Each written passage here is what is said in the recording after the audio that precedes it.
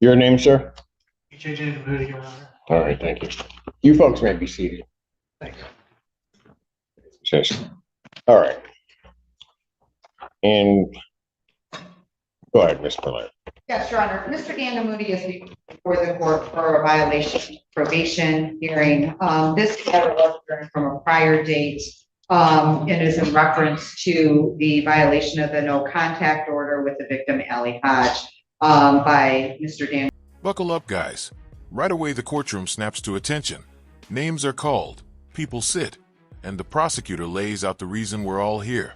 In this tight opener, you feel the formal gravity, an official tone, the first hint of the violation, and the stakes, a probation hearing for alleged no-contact emails.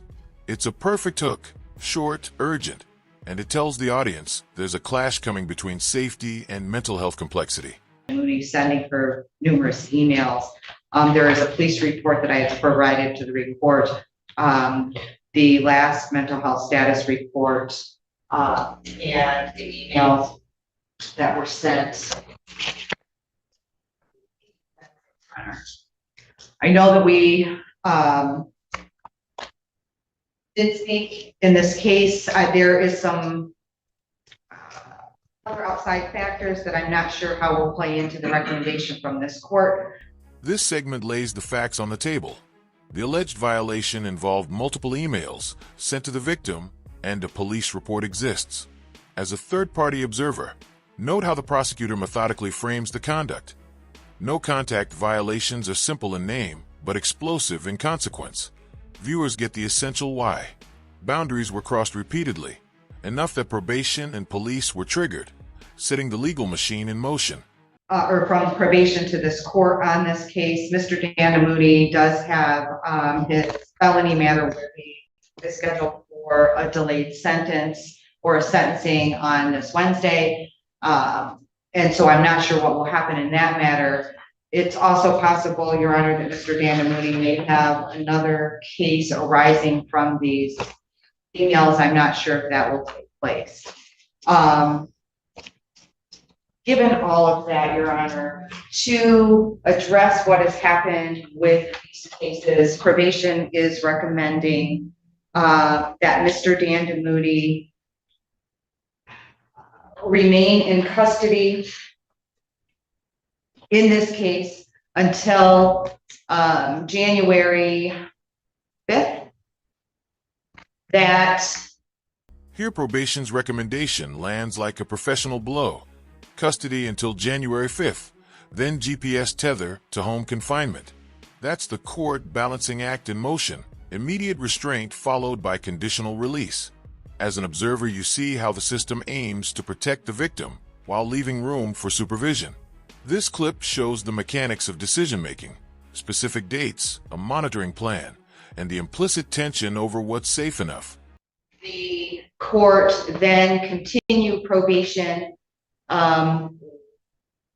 with release to home on a GPS tether to home confinement, that the terms of his probation all continue, that Mr. Gandamuti report to probation monthly and have a next review hearing before this court. All right, Your Honor.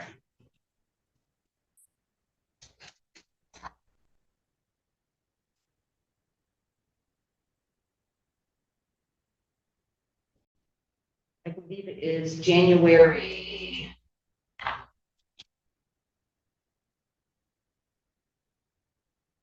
19th. No, that is a holiday. Sorry. That's right. It's probably 26. January 12th. Well, okay. And that Mr. Gandamuti continue with mental health services.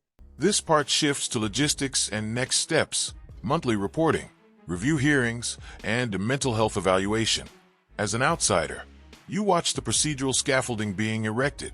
Dates are argued, holidays noted, and the court signals it will consider treatment options. It's dry but pivotal, the transition from accusation to administration, where timelines and evaluations start to shape someone's life and potential alternatives to incarceration. I would ask that he have a mental health evaluation with the likelihood of an inpatient program for the mental health, but a full report of that to be provided to the court going to probation. Well, before I would hear from counsel in this case, let me just say a couple of things on the record so that we're clear as to what has transpired and why we are, at least at this point, hearing this now. Ms. Polera, I met with Ms. Polera, and Mr. Hauser. We discussed this case in detail. And I guess the best way to put it is the sort of moving pieces here. That there's this, which is set for today. There is a hearing set, as Ms. Blair has indicated, for Wednesday. The recommendation was for the full jail time, which the court had some hesitancy in sentencing this defendant to, for the reasons I had stated to counsel in chambers. And Ms. Polera was kind enough to contact Ms. Hodge because I also wanted to get her input as to. The judge steps in and reframes the narrative. This isn't just paperwork. It's a constellation of moving pieces, including victim input. The judge explicitly wants to hear what the victim thinks, signaling judicial sensitivity. From a commentator's angle, this is the moment the human element re-enters. It's no longer only evidence and dates. It's empathy, safety, and the difficult choice of weighing two lives' interests in a single ruling. Frankly, and I'll just say it, what was going to make her feel safer, not only just short term, but long term. Not saying that I would accede to those wishes, but I certainly wanted to take that into consideration. I also informed counsel that I would be, because there was an indication that there would be additional charges coming as a result of the actions that constitute the violation in this case, as well as what may constitute a violation in the circuit court case, that I wanted to make sure to contact or make an attempt to try to contact Judge Conlon's chambers regarding what specifically was going to be done on Wednesday. I will say that I contacted his judicial attorney. She was able to communicate certain things to me. The one thing that she did not know, and is something that has not yet transpired, but my understanding may very well do so, is additional charges against this defendant. That court, or at least his judicial officer, didn't seem to be aware that that possibility existed. I did inform her that my feeling was, yes, additional charges were coming forth. My primary question to that court was, what was the court intending on doing on Wednesday? Not the specifics of, but were they going to go ahead with sentencing? Once I indicated that my feeling was that it was more likely that charges were coming, she I won't say stop the conversation, but she had indicated that she was going to try to get to Judge Conlon to let him know that and properly communicate. I've been waiting a bit. They are in the middle of a homicide trial, and I do appreciate Ms. Roberts even texting with me in the manner in which she did, given those circumstances. Tension spikes here. The court reveals attempts to alert another judge about possible additional charges, and prosecution confirms more charges may be incoming. For viewers, this is the wait. There's more beat. What seemed contained may ripple into multiple matters. As a third-person narrator, you highlight that this portion raises uncertainty. If new charges arrive, the defendant's legal horizon widens dramatically, increasing stakes for everyone in the room. yet to hear anything back, and it's probably because Judge Conlon was unable to step off the bench so they could have the conversation. And I finally said, well, I'm not going to try to wait for that because there's no telling what they're in the middle of. Now, having said that, anything additional from Ms. Senda?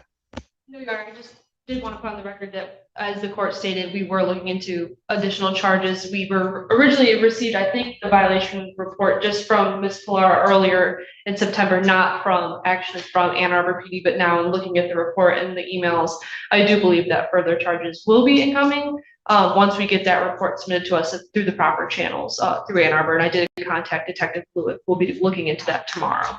All right, very good. Is there anything you want to say? Yes, Your Honor. First off, everything that's placed on the record is a fair and accurate representation of what we've discussed so far. We have had quite a bit of a discussion as it relates to this case. I guess it would just be the position of the defense, as has been raised, that mental health is the cornerstone of this case. Mr. Dan Mooney, since appearing before this court and it was October of 2023. We've gone a substantial period of time without any new allegations coming forth. And that is largely attributed to Mr. Dandamuni's willing participation in mental health treatment, the love and support of his parents who join us here today. And EJ has taken huge steps in the right direction. We do not say this to diminish the emails that were sent, conversation with BJ, understanding that cannot happen again. And the only way that we ensure this does not happen again, as discussed before going on the record today, is for continued mental health treatment. With that, we would ask that if the court was going to continue probation and incarcerate for an additional approximately 60 days, it's January date of 2026. If a bed becomes available at an inpatient facility, and those plans are, of course, sent over to the people and to the court, that any time may be suspended so that Mr. Danamuni may go and participate in that inpatient treatment. Beyond that, yes, we are certainly thankful for a recommendation that is less than the year in jail that was discussed before starting today, as given the health needs that Mr. Danamuni has, any additional time in jail is not movement in the right direction to ensure this does not happen again. Thank you. Defense counsel delivers a clear mitigation theme. Mental health is the cornerstone of the defense. We hear about progress, treatment participation, and requests to prioritize care over a long jail term. As an observer, note the strategy. Humanize the defendant, show compliance, and urge treatment as the practical path to preventing recurrence. This is advocacy in action, an appeal to the court's capacity to balance punishment with rehabilitation. Thank you. My first date in 2026 is the 12th. Is that correct, Ms. Blank? The first date, Your Honor, is January 5th. January 5th. Correct. And then I have another date, January 12th. January 12th. So I have two back-to-backs. Correct. All right. Judge. Yes, sir. Sorry. As I mentioned, Mr. Dandamuni's mom and dad here, Dr. Dandamuni, Mr. Dandamuni's father, would like to address the court as to some of those mental health concerns that the court would allow. Certainly I will hear from them. This short clip seals procedural reality and introduces family support. Dates confirmed and parents acknowledged. The judge's calendar management is punctuated by the emotional weight of family presence. From a neutral perspective, this shows how legal timelines intersect with personal lives, holidays, visits, and parental pleas will all factor into how the court frames mercy, risk, and next steps. Your Honor, Yes, sir. thank you for giving me a few minutes of your presence. First of all, I apologize what happened to Miss Hodge and her family. And by saying that is We apologize. What happened is it's nothing to do and it's all which is problem. But we have concern. He is, I don't know whether he is mentally ill patient. I'm an allergist and immunologist, and I'm in this business since 1980 in Battle Creek, Michigan. And I've seen, over my 45 years of practice, I have seen 3 generations of patients. And patients come and tell me their grandkids' problems, their kids' problems, their success stories, struggle in the PG is suffering from a mental health problem for the last 13 years or more than 13 years. And this is the progress that he made is since he is with you for the last 4 years. He has been with you the last 4 years. And his house confined to the house all the time. We never let him go anywhere. And he is also compliant with everything, with what Teresa wanted to probation, everything. He reports to the probation officer and tell them. He gave up his alcohol completely. And he is doing some progress, and we never leave him alone. He's always with somebody. The father takes the mic and the room softens.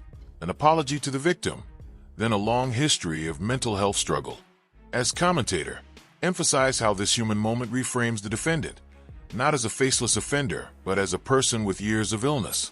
This testimony introduces vulnerability and context, 13 years of problems, medical caregiving, and narrative aimed to persuade the judge that treatment, not punishment, should be prioritized.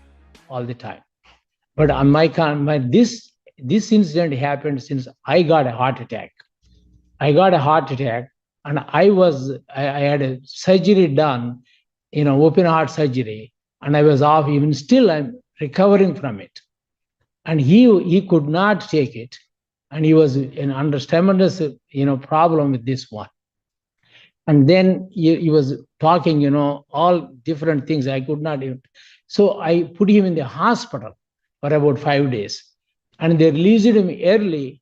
For those 2 months, he was not himself. And I was planning to put him on the rehab, and in the meantime, he was sent to jail. Your Honor, he is a mental patient, and I'm dealing with the last 13 years. And he's also an asthmatic, and he is a diabetic, pre-diabetic, and he is obese, and he is a severe, he is on CPAP all the time. And as a physician, not as a parent, I'm a physician, I have a real concern that something could happen for him while he was in the jail because of his health problems. I'm really concerned about it. I can't stress enough of that one. And also that he was never a physical threat to anyone whole his life, and he's a well-educated person. He went to University of Michigan, and he did his MBA. He could not receive jobs because of his illness. I want him to be treated as a mental patient, and keeping him in the jail does not going to help.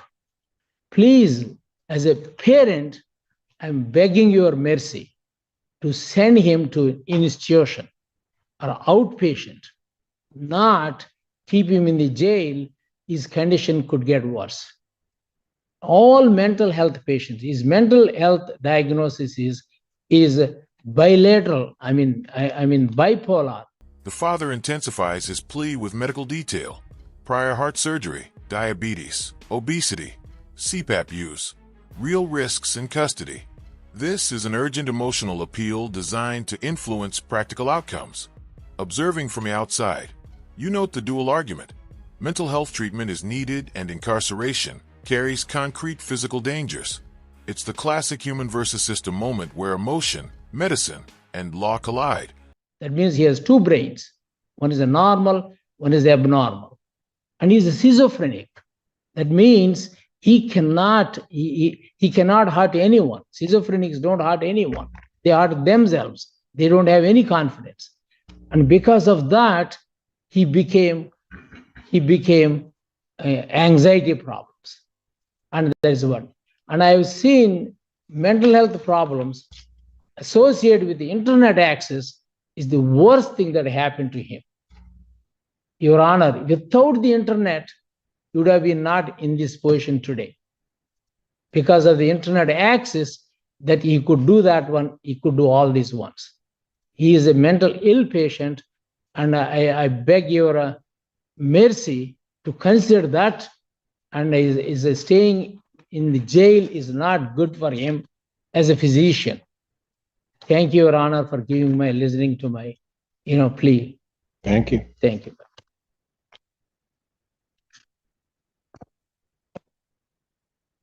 As I've indicated, there are a number of moving parts here. My understanding is, and Ms. Hodge, I would just indicate, I know that you're listening on Zoom. You are always more than welcome to address the court if that's what you would like to do. My understanding is that you did not wish to do that today. Am I correct in that, Ms. Hodge?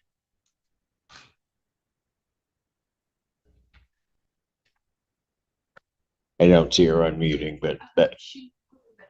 Oh, she put in the chat that yes, that's correct. Yes. Okay, very good. Thank you. So, let me just say this. A brief but meaningful beat. The victim is in a Zoom room, and the court confirms she doesn't wish to speak. From a third-person view, this is powerful. Presence without testimony still exerts influence. It tells the court the victim's voice matters, and that her choice to remain silent is respected, reinforcing why the judge must weigh safety seriously even without live victim testimony. Maybe, doctor, you don't understand that time and time again, this court and many other courts have to deal with defendants who have mental health issues.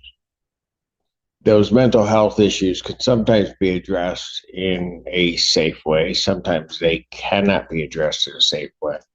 I think as we have gone through this process, we developed it and the manner in which you were handling this case that allowed the mental health issues to be addressed while at the same time taking into account the court's obligation to also provide some safety and assurance to the victim in this case, particularly given the nature of the charges in this matter. While certainly you may have health concerns regarding his health while in jail, I myself, and you would not know this, but I myself I have the greatest confidence in the Washington County Jail that they will provide all the health care that this individual needs. And if it's not available within the confines of the jail, then any issue regarding a health concern that he may have while in custody would be addressed at one of the fine hospitals that happens to surround us here in Washington County. So I'm not concerned fundamentally about his health concerns. I am concerned about his mental health concerns. But at the same time, I have to balance that. The judge lays out the core dilemma frankly. Mental health needs can sometimes be managed safely, sometimes not. This is judicial reasoning at its clearest. The court must balance treatment possibilities against assuring the victim's safety. For viewers, this is the How Judges Think clip, weighing evidence, available options, and the hard reality that compassionate solutions must still protect people in the community. Against when I went through these emails, text messages, I had to balance that against what has to be the sheer terror of Miss Hodge. While certainly I would like your son to be able to go out and live his life function, I would also hope that Miss Hodge can conduct her life without fear that this could be coming at any moment. Regrettably, and it is regrettable, but where she can find some solitude is knowing exactly where the defendant is and that the defendant does not have access to spew forth the kind of garbage that he sent to her, where she has to begin to worry. And the reality for that, frankly, is in the Washtenaw County Jail. I'm sorry and feel bad that what happened to you in terms of your cardiac care happened, but the reality of that is that when that did occur, then this occurred. If I take that timing to be correct, and I don't know absolutely of that timing, but if I take that to be correct, then this happens. Which just tells me that I can't assure Ms. Hodge that she's safe. Now, I can't do that in every case. I can't do that with every victim. But the one thing that you'll get from me is I'm going to do my darndest to try to make sure that she doesn't have to worry, that she can go about and live her life. There are two fundamental lives here at stake, Mr. Dandamooney, but also Ms. Hodge. And this court is going to, at this moment, particularly given what I see here, fall to the side of Ms. Hodge. This is the courtroom's emotional pivot. The judge acknowledges the victim's terror and signals, siding with her safety for now. The judge promises to try to ensure she can live without fear and chooses not to sentence today. As a commentator, call out the moment's gravity, judicial empathy meeting public safety. It's the decisive tone where policy, protection, and human consequence coalesce into an immediate, protective posture. I had indicated to counsel for Mr. Dandamooney that I was likely, or at least considering, once I put all the pieces together, adjourning this out. He had brought up the issue regarding in some type of inpatient mental health care.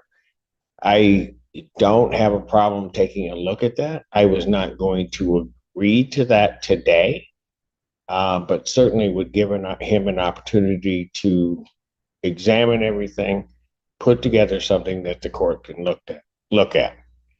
But in that regard, having made all of those comments, at least for a time period, Ms. Hodge is going to be able to take a breath.